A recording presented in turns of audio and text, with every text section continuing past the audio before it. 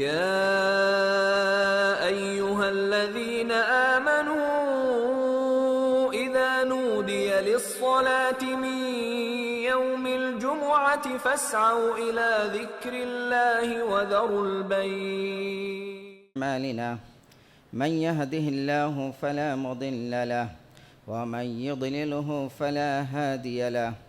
أشهد أن لا إله إلا الله وحده لا شريك له وأشهد أن محمدًا عبده ورسوله. يا أيها الذين آمنوا اتقوا الله حق تقاته ولا تموتن إلا وأنتم مسلمون. يا أيها الناس اتقوا ربكم الذي خلقكم من نفس واحدة وخلق منها زوجها وبث منهما رجالا كثيرا ونساء واتقوا الله الذي تساءلون به والأرحام إن الله كان عليكم رقيبا. يا أيها الذين آمنوا اتقوا الله وقولوا قولا سديدا يصلح لكم أعمالكم ويغفر لكم ذنوبكم ومن يطع الله ورسوله فقد فاز فوزا عظيما. أما بعد فإن خير الحديث كتاب الله وخير الهدي هدي محمد صلى الله عليه وسلم وشر الأمور محدثاتها وكل محدثة بدعة وكل بدعة ضلالة وكل ضلالة في النار. وقال الله تبارك وتعالى في موضع آخر وإنك لعلى خلق عظيم. سبحانك لا علم لنا إلا ما علمتنا إنك أنت العليم الحكيم. رب اشرح لي صدري ويسر لي أمري واحلل عقدة من لساني يفقه قولي. ربي زدني علما. मुअज़्ज़ज़ मोहतरम सामीन किराम, पर्दानशीन, मोमिन ख़वातीन, हर तरह की तारीफ़, तौसीफ़, बड़ाई, किब्रियाई वहदहु ला शरीक लह रब्बुल आलमीन के लिए है। अल्लाह ताला ने हमें अक़्ल सलीम अता किया है। अल्लाह ने हमें तमाम मखलूक़ात में सबसे अशरफ तरीन मखलूक़ात पैदा फ़रमाया है। फ़लिल्लाहिल हम्द। अल्लाह ताला की मुख़्तसर तारीफ़ और हम्द व सना के बाद प्यारे नबी मुहम्मद रसूलुल्लाह सल्लल्लाहु अलैहि वसल्लम, आपके अहल वयाल, अज़वाज मुत्तहरात, तमाम असहाब अजमईन और मुत्तबईन पर सलामती फरमामीन। हज़रत गिरामी, जैसा कि आपको मालूम है कि हम हर महीना तीसरा जुमा आपके पास हाज़िर होते हैं एक अज़ीम उन्वान लेकर, जिस उन्वान के हम जितनी भी तारीफ़ करें कम हैं, सीरतुन नबी सल्लल्लाहु अलैहि वसल्लम। तो गुज़श्ता बार जब हम आए थे आपके पास तो हमने यहाँ ख़त्म किया था कि हज़रत खदीजतुल कुबरा रदियल्लाहु ताला अन्हा का निकाह अल्लाह के रसूल से क्यों हुआ।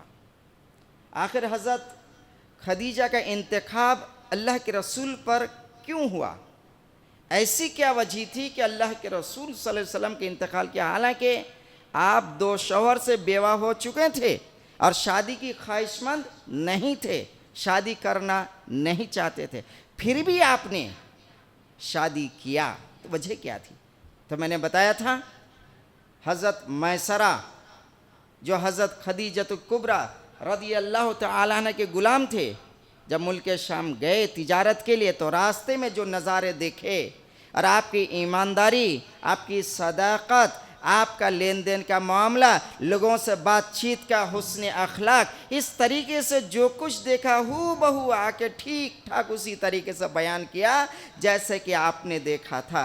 हज़रत खदीजा समझ गए कि ये मेरे गौहर मतलूब हैं, मैं इनसे निकाह कर सकती हूँ। बस यही एक वजह थी, बस और क्या था। अपने देखिए, कोई बात कभी अपने दिल की बात किसी को कहना है तो कोई हर कोई को नहीं कह देता। जो दिल की पर्सनल बात होती है, कोई हर एक को नहीं कहता, किसी खास को कहता है, जिससे वो समझता है आदमी कि ये मेरा खास है, ये मेरी खैर खा है, ये मेरी इज्जत का ख्याल का, तो उन्हीं को जाकर वो कहते हैं। तो ठीक वैसे ही हज़रत खदीजा रदी अल्लाह ताला अन्हा ने नफीसा बिनते मंबा, आपकी सहेली, जिगर के टुकड़े थे, ये बहुत इनसी गहरी दोस्ती थी और ऐसी दोस्ती हर बात शेयर करते थे। तो नफीसा बिनते मंबा से कहा क्यों ना मोहम्मद बिन अब्दुल्लाह सल्लल्लाहु अलैहि वसल्लम को निकाह का पैगाम दिया जाए, कैसा लगता है? नफीसा ने कहा ये तो बड़ी अच्छी बात है, अगर आप उनको पैगाम दिए तो बहुत अच्छी बात होगी, अगर आप उनको निकाह में ला ले तो बड़ी अच्छी बात हो जाएगी। अरब में इस वक्त मक्का शहर में इनसे अच्छा कोई नौजवान नहीं है या इनसे अच्छा कोई आदमी नहीं है, अगर आप ऐसा करें तो बहुत बेहतर होगा। नफीसा बिनते मम्मा ने हाँ में हाँ मिलाया। तो हज़रत खदीजा ने कहा कि फिर बात को आगे बढ़ाओ। क्योंकि बात कैसे बढ़ाएं? कि जाओ जाकर उनसे डायरेक्ट मिलो, जाकर उनसे पूछो, सुनाओ उनको मेरी बात, वो क्या जवाब देते हैं सुनेंगे आगे। हज़रत नफीसा बिनते मम्मा सीधे अल्लाह के रसूल सल्लल्लाहु अलैहि वसल्लम के पास गए, जाकर हज़रत खदीजा का बातचीत किया। बातचीत करने का बताया कि आपसे शादी करने ख्वाहिशमंद, हालांकि इस वक्त हज़रत खदीजा उस चोटी मुकाम पर हैं कि कुरैश के बड़े बड़े सरदार आपसे शादी करना चाह रहे हैं, बहुत सारे रिश्तेदार, लेकिन सबको रिजेक्ट किए चले जा रहे हैं, सबको रिजेक्ट कर रहे हैं, लेकिन आपसे वो ख्वाहिशमंद शादी करने की, आपका क्या राय है? अल्लाह के रसूल ने कहा ठीक अच्छी बात है, मैं मेरे बड़े सरपरस्त जो हैं, मैंने अबू तालिब के सरपरस्ती में आज तक पला बढ़ा और यहाँ तक आया, मैं उनसे और मेरे जो दीगर रिश्तेदार उनसे मैं बातचीत करके आपको बताता हूँ। तो सीधा गए अल्लाह के रसूल, जाकर अपने चचाओं से बातचीत किया, बातचीत मुकम्मल हो गई, कहा ठीक है हम भी राज़ी हैं। उसके बाद क्या हुआ, हज़रत खदीजा रदी अल्लाह ताला अन्हा के वालिद जिंदा नहीं थे, बाहयात नहीं थे, इसलिए उनके सरपरस्त उनके चचा बने, अमर बिन असद उनका नाम है। हज़रत खदीजा का जो वली उस वक्त बने निकाह के लिए, उनका नाम है अमर बिन असद। जाके इन्होंने उनसे बात किया, वो राज़ी हो गए कि इससे अच्छे नौजवान हमको कहाँ मिलेंगे हमारे बच्चे के लिए, हमारी लड़की के लिए, ये तो ठीक है, हम तैयार हैं। तो बस यही बात थी कि अबू तालिब, हज़रत अमीर हमदा रज़ी अल्लाह ताला अन्हु और दीगर रूसाए कुरैश और कबीले मुज़र पूरी तरीके से बनु हाशिम शामिल है इस निकाह में। और अबू तालिब ने खुद निकाह पढ़ाया, खुतबा निकाह अबू तालिब ने खुद पढ़ा और मेहर के तौर पर 20 ऊँट दिए गए। उस वक्त के रवाज के एतबार से अरब में 20 ऊँट एक अच्छी मेहर मानी जाती थी। तो अल्लाह के रसूल सल्लल्लाहु अलैहि वसल्लम की ज़िंदगी में आपकी मेहर, पहली जो शादी हुई, 20 ऊँट मेहर के तौर पर दिए गए। इस तरीके से खदीजा बिनते खुवैलिद रज़ी अल्लाह ताला अन्हा से अल्लाह के रसूल का निकाह हो गया और अल्लाह के रसूल के घर आ गए। अज़वाज ज़िंदगी शुरू होती है यहाँ से। अब बात है औलाद की। अल्लाह के रसूल कितने औलाद थे? तो अल्लाह के रसूल सल्लल्लाहु अलैहि वसल्लम की सीरत का मुताला करने से हमको पता ये चलता है, कुल मिलाकर अल्लाह के रसूल सल्लल्लाहु अलैहि वसल्लम की 7 औलाद थी। कुल मिलाकर 7 औलाद थी। लेकिन हज़रत खदीजा को अगर ले लें तो इनसे 6 औलाद हुई और एक सिर्फ इब्राहिम मारिया क़िब्तिया से पैदा हुए थे। और इसी तरीके से आपको हम एक बात बता दें कि औलाद की जहाँ तक ताल्लुक़ है अल्लाह के रसूल सल्लल्लाहु अलैहि वसल्लम ज़िंदगी से, अल्लाहु अकबर, कि आपकी पूरी औलाद आपकी ज़िंदगी में वफ़ात कर गए थे सिवाय हज़रत फ़ातिमा रज़ी अल्लाह ताला अन्हा के। आपकी पूरी औलाद आपकी ज़िंदगी में ही वफ़ात कर गए थे। हज़रत ज़ैनब, आइए औलाद का नाम भी हम देख लेते हैं। तो सबसे पहले जो औलाद है अब्दुल्ला नाम है, यानी अब्दुल्ला नहीं, मैं गलत बोला, कासिम नाम है। सबसे पहले जो औलाद है उनका नाम है कासिम और इसी से आपकी कुनियत अबुल कासिम बनी। अबुल कासिम कहते थे। यहूदी अल्लाह के रसूल को मोहम्मद के नाम से नहीं पुकारते थे, वो कहते थे अबुल कासिम, यानी उनके दिल में कीना हसद होता था, चिढ़ते थे अल्लाह के रसूल सल्लल्लाहु अलैहि वसल्लम। इसीलिए कभी कभी जो अल्लाह के रसूल सल्लल्लाहु अलैहि वसल्लम का नाम लेने से हिचकिचाते थे, इसीलिए वो अबुल कासिम कहते थे। अबुल कासिम के नाम से आप मशहूर हुई है। एक उसके बाद ज़ैनब रदी अल्लाह ताला अन्हा, उससे पहले रुक़ैया रदी अल्लाह ताला अन्हा, उसके बाद उम्मे कुलसुम रदी अल्लाह ताला अन्हा, उसके बाद फ़ातिमा रदी अल्लाह ताला अन्हा, उसके बाद आ जाते हैं अब्दुल्ला, ये है हज़रत अब्दुल्ला। ये कुल मिलाकर जो है ना हज़रत फ़ातिमा यानी माँ फ़ातिमा के अम्मी जान हज़रत खदीजा, इनसे पूरी औलाद पैदा हुए। अगर हम ये बात करें तो देखिए हज़रत अमर बिन रबी रदी अल्लाह ताला, इनसे हज़रत ज़ैनब का निकाह हुआ। हज़रत रुक़ैया से पहले निकाह तो अबू लहब के बेटों से हुआ, लेकिन जब अल्लाह के रसूल सल्लल्लाहु अलैहि वसल्लम इस्लाम का इजहार किया, जब आप नबूवत का इजहार किया, उन्होंने बेदर्दी के साथ धक्के मार के अल्लाह के रसूल सल्लल्लाहु दोनों बेटियों को निकाल दिए और उनको तलाक दिलवा दिए। रुक़ैया और उम्मे कुलसुम दोनों बच्चियों को तलाक हो गई सिर्फ इस्लाम की बुनियाद पर। और फ़ातिमा रदी अल्लाह ताला अन्हा, उनका निकाह हज़रत अली से हुआ। लेकिन बाद में चलकर अल्लाह के रसूल सल्लल्लाहु अलैहि वसल्लम की दो बेटियां जो बैठी थी अल्लाह के रसूल सल्लल्लाहु अलैहि वसल्लम की, इनसे निकाह हज़रत उस्मान बिन अफ़्फ़ान रदी अल्लाह ताला अन्हु से हुआ। लेकिन हज़रत उधर एक बात हम कर लेते हैं, यहाँ पर एक जो मेरा टॉपिक से ताल्लुक़, फिर भी हम आपको नॉलेज के लिए बता देते हैं बात कि हज़रत उमर फ़ारूक रज़ी अल्लाह ताला अन्हु की बेटी भी बेवा हो गई थी, हज़रत हफ्सा रदी अल्लाह ताला अन्हा। तो उन्होंने अबू बकर सिद्दीक़ को कहा कि आप मेरे बेटी को शादी कर लीजिए, उन्होंने जवाब नहीं दिया।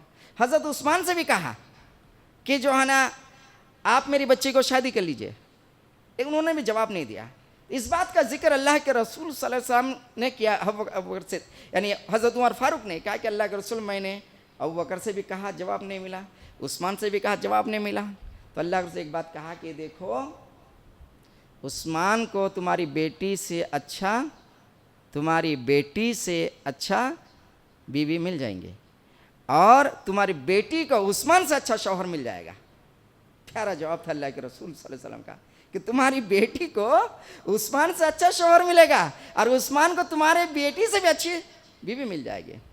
बाद में क्या हुआ, जब उस्मान गनी रदी अल्लाह ताला निकाह रुक़ैया से हुआ और हज़रत हफ्सा रदी अल्लाह ताला अन्हा का निकाह अल्लाह के रसूल से हुआ, कहा कि उमर ने कहा कि अल्लाह से आपने क्या फरमाया, क्या आपने कहा, यकीनन आपकी बात 100% सही है कि मेरी बेटी का आपसे अच्छा कोई रिश्ता नहीं हो सकता था और उस्मान को आपकी बेटी से कोई अच्छा रिश्ता नहीं हो सकता था। अल्लाह अकबर, यहाँ तक कह दिया। अल्लाह के रसूल सल्लल्लाहु अलैहि वसल्लम बेटियाँ आपकी ज़िंदगी में इंतकाल करे, जैसा कि हज़रत रुक़ैया रदी अल्लाह ताला अन्हा के बारे में आता है। जंग बदर में हज़रत उस्मान नहीं शामिल हुए, नहीं गए थे। क्यों हज़रत उस्मान नहीं गए? और इस ओसामा बिन ज़ैद रदी अल्लाह, ये दोनों नहीं गए थे। इनको अल्लाह के रसूल सल्लल्लाहु अलैहि वसल्लम अपनी बेटी की तीमारदारी के लिए छोड़े थे कि तुम लोग मेरी बेटी की खिदमत करोगे, यहाँ पर रहो। रुक़ैया का वफ़ात हो गया, इंतकाल हो गया। अल्लाह के रसूल बदर में हैं, अल्लाह के रसूल बदर में हैं, यहाँ बेटी का इंतकाल हो जाता है। हज़रत उस्मान गनी रदी अल्लाह ताला अन्हु और ओसामा बिन ज़ैद रदी अल्लाह ताला अन्हु कहते हैं, जब हमने दफन करके मिट्टी बराबर कर दिया, उस वक्त हमको खबर मिली कि अल्लाह के रसूल बदर में कामयाब हो चुके हैं। अल्लाह अकबर, कितनी बड़ी बात है। नबी की बेटी की इंतकाल होता है, नबी घर पे नहीं रहते हैं, आप मैदान जंग में होते हैं, इस्लाम के लड़ रहे होते हैं। कितनी बड़ी बात है, कितनी अजीम अल्लाह ताला ने रसूल को बताया। इसीलिए अल्लाह के रसूल क्या, व इन्नका लअला खुलुक़िन अज़ीम, नबी आपके अखलाक पर कोई भी नहीं पहुँच सकता, आपके अखलाक आलिया पर कोई भी नहीं पहुँच सकता। ये है हज़रत खदीजा रदी अल्लाह ताला अन्हा और आपकी औलाद के ताल्लुक़ से कुछ बातें। अब आगे आइए, हम कुछ बातें और करते हैं आपके सामने कि तामीर काबा अल्लाह के रसूल सल्लल्लाहु अलैहि वसल्लम ठीक 35 साल के हो गए, अभी तो शादी हुई आपकी, बच्चा हुई जैसा कि आपने बताया। ठीक, आप जब 35 साल के आ गए, जब आपकी उम्र 35 हो चुके, उस वक्त एक नया मसला खड़ा हो गया मक्का में। वो क्या था? हजर अस्वद का तनाज़ो और खाने काबा की तामीर। अब खाने काबा की तामीर की अगर हम बात करें तो देखिए बात यह है कि खाने काबा उस वक्त कद से थोड़ी ऊंची रह गई थी, खाने काबा कद से इंसानी कद से थोड़ी ऊंचाई पर रह गई थी और 4 दीवारी के शक्ल में थे। दूसरी बात है कि हज़रत इस्माइल अलैहिस्सलाम जो खाने काबा को तामीर किए थे, उस वक्त से अब तक इसके असर नौ इसकी तामीर नहीं हुई थी, जिसकी वजह से ये इमारत कमज़ोर पड़ गई थी। और हज़रत इस्माइल अलैहिस्सलाम उस वक्त सिर्फ 9 हाथ बुलंद किए थे, बना तो सिर्फ 9 हाथ उस वक्त बुलंद थी खाने काबा। उसके बाद उसके ऊपर छत नहीं थी, बगैर छत के जो बने, जैसे हमारे यहाँ कभी कभी अब देखते ईदगाह वगैरह होता है कि चारों तरफ दीवार होता है, बीच में खाली रहता है, ऐसे ही जो है ना, एक तस्वीर के लिए बोला मैं आपको, तो मतलब ऐसे ही जो है ना छत ना थी। इसके बाद दूसरी बात यह है कि कुछ चोरों ने मस्जिद का खजाना लूट लिया। दीवार हाइट नहीं थी, दीवार की हाइट नहीं थी, इस वास्ते अंदर घुस के उन्होंने इसका फ़ायदा उठाया, चोरों ने खजाना लूट लिया। इसी तरीके से इमारत कमज़ोरी के साथ साथ दीवारें फट गई, तड़क आ गए थे, दीवार फट गई थी। जैसे हमारी इमारत बहुत बोसीदा होते, 100 साल 200 साल पुराने होते, दीवार अपना फट जाती, शिगाफ आ जाता, तो ऐसे दीवारों के अंदर शिगाफ आ गई थी।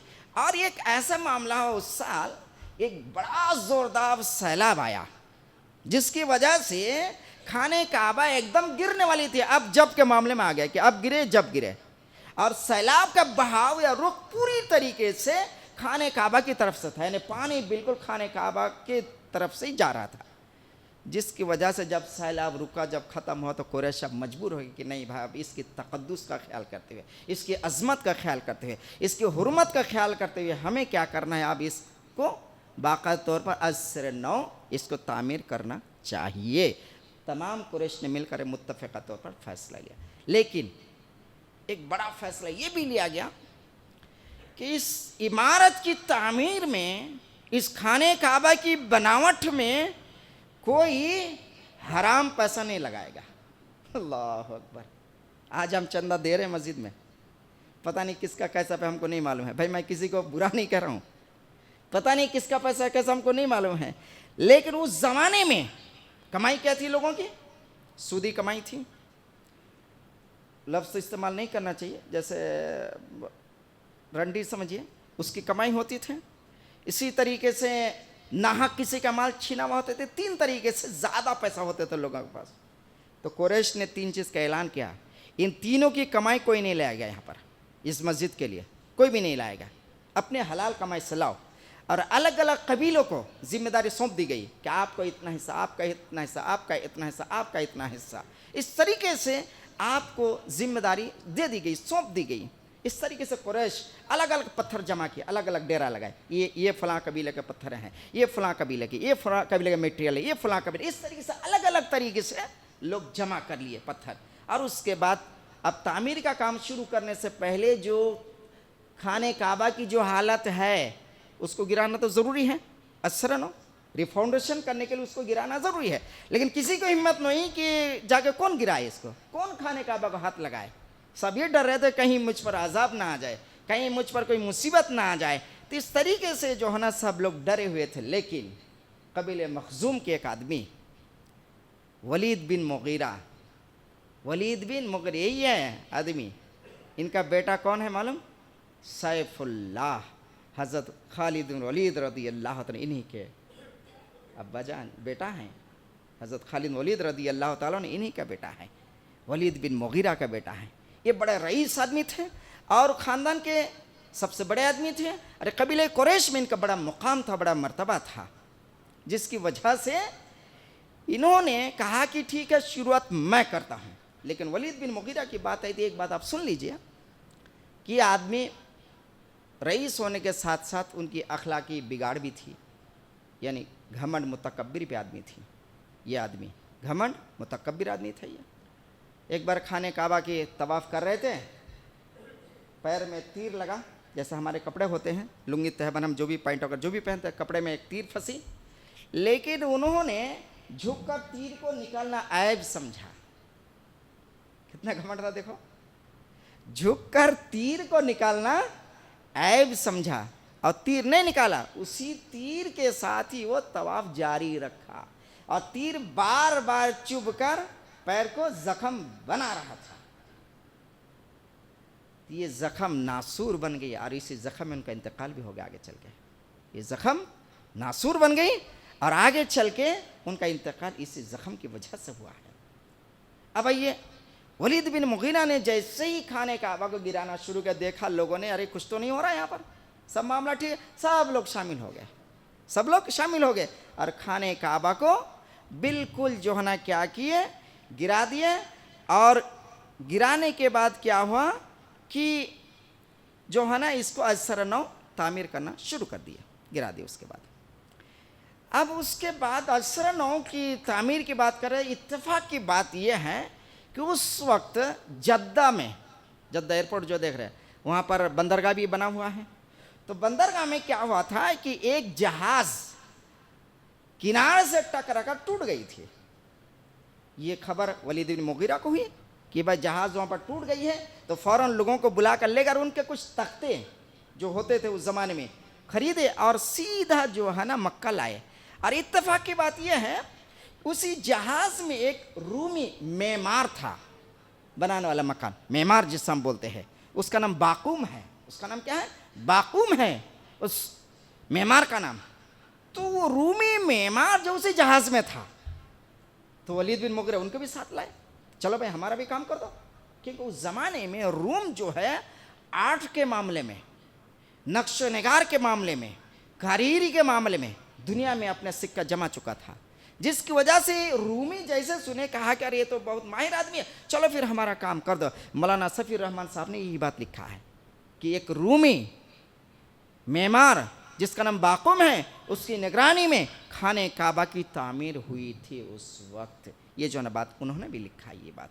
और इसी तरीके से सीरतुन नबी में मौलाना नौमान शिबली साहब ने भी ये बात लिखा है। तो बहरहाल बात कहने का मतलब ये है कि वहाँ से जो है बाकायदा पर लाए, लाने के बाद अब शुरू हो गया, वलीद बिन मुगीरा ने काम बाकायदा शुरू करवा दिया। और इसके बाद जब कवायद इब्राहिमी तक ढा चुके थे, उसके बाद आज सरनाओं की तामीर अब शुरू हो गया। और इसी तरीके से अब तामीर नौ जब शुरू हो गया, बनाने का काम जब शुरू हो गया, हजर अस्वद जिस जगह पे, हजर माने पत्थर, अस्वद माने काला, काला पत्थर, ये पत्थर जिस जगह पे था उस जगह पर जब आ गए तब एक नया झगड़ा ये शुरू हो गया कि पत्थर कौन रखेगा भाई, कौन इसकी इम्तियाजी शान हासिल करेगा पत्थर को हाथ से रखने का। तो अब बस क्या था कि मामला लोगों ने अब इख्तलाफ शुरू कर दिया। ऐसी इख्तलाफें होने लगी कि लग रहा था कि अब लोग आपस में तलवारें खींच लेंगे। यहाँ तक कि उस ज़माने में एक आदत थी लोगों की कि जब किसी को मरने का अहद करना हो कि अब मैं जान दे दूंगा, तो एक कटोरी में खून जमा करके उसमें उंगलियां डुबोते थे। तो लोग समझ जाते अब ये आदमी जिंदा रहेगा, मरेगा तो मारेगा, मरेगा या तो मारेगा ये आदमी। अब इन्होंने अब मौत की कसम खा लिया, लोग समझ जाते थे। तो इस रस्म को भी बात ने अदा किया कि हजर अस्वद के लिए मैं जान तक दे दूंगा, लेकिन मैं किसी और को हाथ लगाने नहीं दूंगा। ये जो है ना शुरू किया।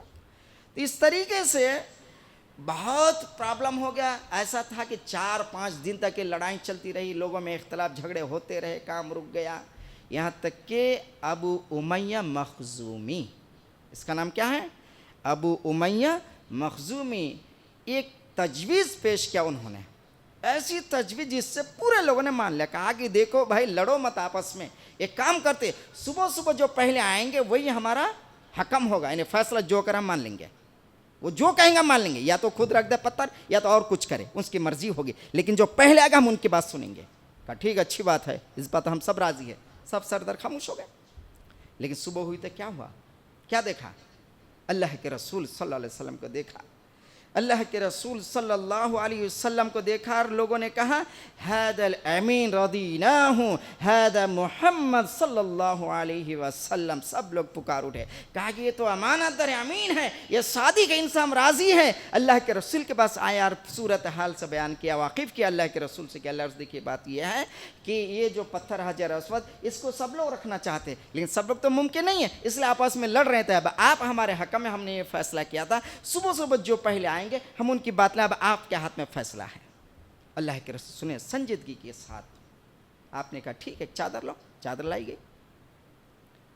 कुछ लोगों ने कहा कि अल्लाह के रसूल का भी चादर रखते थे, तो आपने चादर बिछाया, आपने पत्थर को लिया और रख दिया चादर में, कहा कि कौन कौन कबीले इल्जी उल्टे रखता भाई, यानी किसकी ताकत है ज़्यादा, कौन झगड़े में शामिल है, आ जाओ सब लोग, अपने अपने सरदार को भेजो, आए क्या कि पकड़ो चारों तरफ से। सब लोग पकड़े, हजर अस्वद जहाँ रहते था वहाँ तक पहुँच का के रखो, नीचे अल्लाह के रसूल अपने हाथ से रख दिया, हिसाब बराबर, सबकी इज्जत हुई, किसी के इज्जत में कमी नहीं। लोगों ने कहा कि एक ऐसा फैसला है जो फैसला तारीखी फैसला है, इस फैसले का हम कभी सुने नहीं और कभी देखे नहीं, लेकिन हमने मोहम्मद बिन अब्दुल्लाह सल्लल्लाहु अलैहि वसल्लम के ज़रिए सामने देखा। लोग इतना खुश हुए, इतनी ज़्यादा तारीफ हुई इसकी वजह से कि मक्का में इससे अच्छा कोई इंसान नहीं है। और दूसरी बात ये, एक जंग होने से भी रुक गया मामला। जो लोग उंगली डुबा लिए थे वो लोग भी पीछे हट गए, जो लोग तलवार लेकर तैयार थे वो भी हट गए, और जो लोग कबीले की धाक जमा रहे थे कि हम ज़्यादा हैं, हमारी तादाद जहाँ हम बार मेजॉरिटी में हैं तो माइनॉरिटी में है, माइनॉरिटी मेजॉरिटी मसला भी हल हो गया, सब खत्म, एक ही फैसले में, एक ही झटके में पूरा मामला ख़त्म हो गया। इस तरीके से जो है ना अल्लाह के रसूल सल्लल्लाहु अलैहि वसल्लम ने इस फैसले को ख़त्म कर दिया। लेकिन इस वक्त मौजूदा सूरत हाल के अतबार से एक दो बात हम आपको बताएंगे। वैसे वक्त तो होता चला जा रहा है, लेकिन फिर भी हम आपको बताएंगे कि हलाल माल कम पड़ गया उस वक्त, खाना काबा तो बना रहे थे, हलाल पैसे कम पड़ गया पैसा, जिसकी वजह से क्या शुमाल की तरफ से कुछ लंबाई कम कर दी गई और उससे तकरीबन 6 हाथ कम कर दी गई, तो एक छोटा हो गया जगह, चारों तरफ बड़े हो यार एक तरफ छोटे हो गए, तो वही हतीम या हिजर कहलाया बाद में चलकर, वहीं पर लोग आकर बैठते थे। हज़रत अमीर हमज़ा ने जो हतीम में अबू जहल को मारा था, यही वो जगह है, यही वो जगह है। अल्लाह के रसूल ने कहा था कि चाचा जान मैं इससे खुश नहीं, कहा आपने अबू जहल को मार दिया, आप कलमा पढ़ लिया तो मैं खुश हो जाता। इसी जगह पे हज़रत अमीर हमज़ा ने ईमान लाए थे, यही वो जगह है। तो उसके बाद देखिए ये 15 हाथ बुलंद हुए खाने काबा जब बनी, तो 6 सतून खड़े किए गए बीच में, अंदरूनी हिस्से में उस वक्त 6 सतून लगाए गए, चौकर शक्ल बनी ने 4 कोना बन गया उस वक्त। अल्लाह साहबा वही सुनते थे अल्लाह के रसूल के ज़रिए से, मौला ऐ अल्लाह जो कुरान आज दुनिया में है, अल्लाह ऐ अल्लाह उस कुरान से मोहब्बत करे तौफीक अता फरमा, अल्लाह बाकायदा कुरान पढ़ने की तौफीक अता फरमा, अल्लाह जो बीमार उनको शिफा कुल्ली अता फरमा, जो मकरूज़ है उनको कर्ज़ के अदाई फरमा, ऐ अल्लाह जो किसी वजह से परेशान है अल्लाह उनकी परेशानी का दूर फरमा, आमीन तक़ब्बल या रब्बल आलमीन। अस्सलामु अलैकुम व रहमतुल्लाह।